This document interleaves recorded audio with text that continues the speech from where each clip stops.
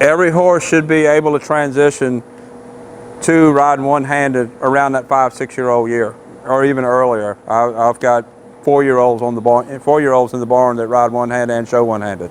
So you need to be working that direction. I had a video come out just a few days ago talking about progressing your horse from two-handed to one-handed and how you should be riding two-handed to make that transition to riding one-handed easier on you, easier on the horse. Today's video, I want to talk about which hand you should be riding with and towards the later part of that transition, how you should handle your reins. Here I'm on Hank. I'm riding him in a shank bit, one-handed. I'm holding the reins in my left hand.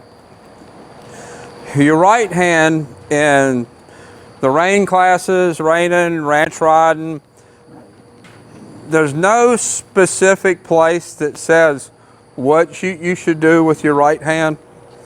In horsemanship, those kind of classes, that does say certain things you should do. In cow horse, when on your cow, you're allowed to grab the saddle horn. In rein work, you're not. It's a 5-point penalty to grab your saddle horn. Same with reining. In ranch riding, you're allowed to grab the saddle horn and hold it in your extended gaits.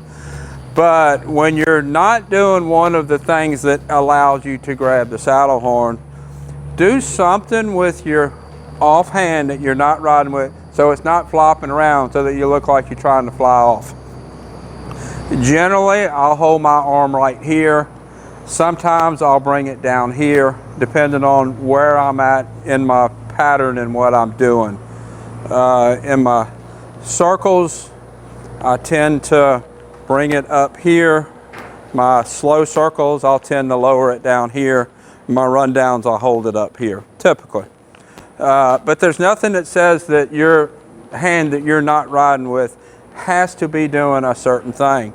If you have a hard time keeping your hand still, you might try taking your thumb and just sticking the end of it in your pocket right here. There's nothing wrong with that. There's no penalty. You don't want to hold your jeans, because if you squeeze your jeans and hold your jeans, then this side of your body is going to get tense. But if you just rest your thumb in your pocket and relax it, then your body's going to stay relaxed. The hand you should be holding your reins with should be your non-dominant hand. If you're right-handed, you should hold them in your left hand. If you're left-handed, you should hold them in your right hand. Historically, they used to say you always held them in your left hand so you could work a rope with your right hand. You're allowed to swap hands back and forth to work an obstacle. Sometimes if you work a gate, you might have to swap hands to your other hand to work a gate on this side. It's common, happens all the time. But you want to ride with your non-dominant hand. And the reason being is your dominant hand is typically stronger. That's where your balance wants to be. And you end up using that hand more than your non-dominant hand. Where when you ride with your non-dominant hand, you transfer your balance to your body more, instead, because it's not in your dominant hand. You transfer your balance to your body, and this hand is moving less than what your dominant hand would be moving with basically the same brain signals talking to it. So you end up communicating with your horse better. So you're typically going to ride with your non-dominant hand one-handed. Now, if you're transferring your horse from two-handed to one-handed, you're typically not going to be able to ride one-handed the whole time. There's going to be times where you might want to pick up and point the horse's nose, or steer over, do some direct steering, pointing his nose, that kind of thing. And the transfer that you want to make a transfer from one-handed to two-handed that is easy to go back to one-handed. If I go and flop the rein over here and I go to riding two-handed this way, it's really hard to go back to one-handed. And the whole point is you want to be working your horse towards riding one-handed your Western performance horse. If you're showing in most classes, most shows, the horse is over 5, you're required to show one-handed. So what you want to do when you're making that transition from two-handed to one-handed, take and grab your other rein with this hand and then grab your left rein in that hand. And see, both ends are still hanging on this side. I have my left rein in my left hand, my right rein in my right hand. All I did was grab down here with my left hand, pull some slack over so that I could hold the right hand, the right rein in the right hand. By doing it that way, it's really easy to make the transition back to one-handed.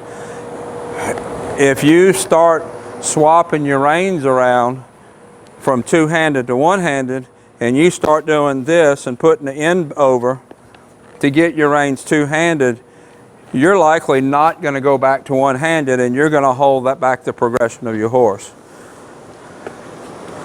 So play with your reins, get used to that. Ride one-handed as much as possible, and if you need to point the horse's nose, make your transition that way. I'll try to zoom in and do a slow motion video so you can get a good look at that when we're editing the video. But all I'm doing, making the loop with the left rein, pulling some slack with the right rein. Now I can point the horse's nose, ride just like I normally would two-handed. To go back to one-handed, I just drop the loop and go back one-handed.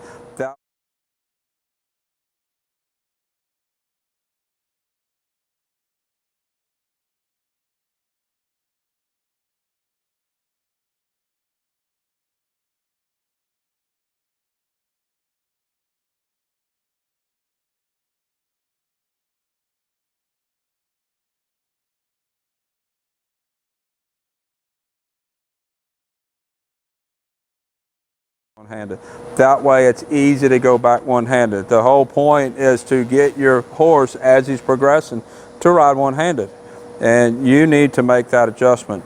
Now, if you're going to ride in Ramels, normally if you show like NRCHA cow horse, you're required to show in Ramels. When I'm holding the split reins, my mission for my training program is to try to make every horse as good as they can be. If you want to talk to me about sending a horse to me for training, send me a message and we'll talk about it. I'm holding with my thumb pointing forward, and I'm allowed to have my index finger between the reins. Okay, or no finger between the reins. That's my two options. Like this, index finger forward, or with no finger between the reins. Now, if I'm riding with Ramels, your hand needs to be up like you're holding an ice cream cone with the tail in your other hand, okay? And as you're riding around, you don't want to be doing this. You want to keep your wrist straight and steer this way. Don't start doing this with your wrist. That's how you should be holding your Ramels.